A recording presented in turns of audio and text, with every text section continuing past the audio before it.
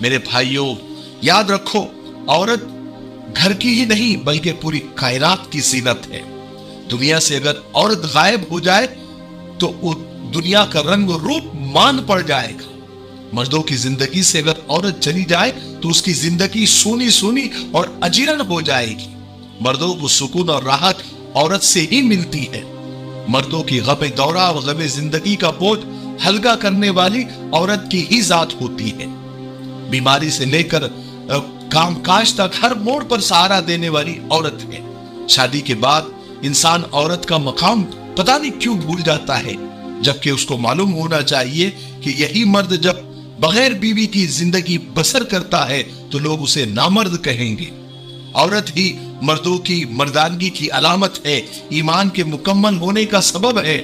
بلند سے بلند عہدے پر فائز ہونے میں عورت کا بہت بڑا کردار ہوتا ہے۔ جو مرد کمزور اور بے زبان عورت پر اپنا ظلم اٹھاتے ہیں، وہ مرد اس بات کا خیال رکھے کہ وہ بھی اسی عورت کی کوکھ سے نکل آئے ہیں جسے ماں کہا جاتا ہے۔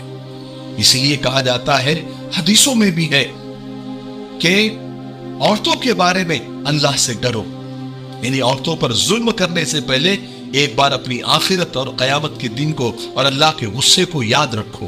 اور ایک آخری بات سن لیجئے، اگر عورت پر ظلم کرنے والا شوہر چاہے کتنا بھی بڑا نمازی ہو، کتنا بھی بڑا تہجد گزار ہو، کتنا بھی بڑا حاجی ہو، روزے دار ہو، یہ سارے اعمال کالے کپڑے میں لپیٹ کر اس کے منہ پر مار دیے جائیں گے، اور اسے کہا جائے گا کہ پہلے اس شخص سے معافی لے کر آؤ جس کا دل تم نے دنیا میں دکھایا تھا۔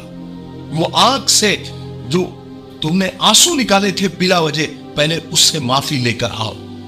ذرا ایک بار ہم سوچ لیں، اگر بیوی وہاں معاف کرنے سے اگر اس نے انکار کر دیا تو ہمارا کیا ہوگا؟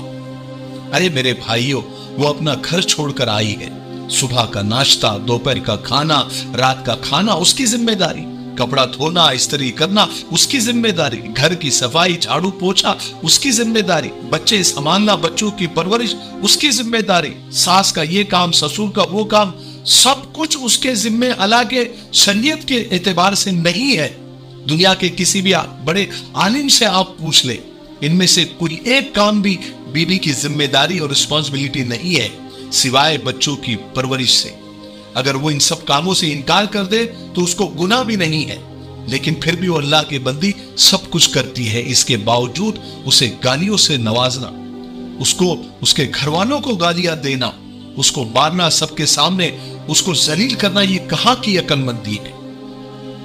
اسے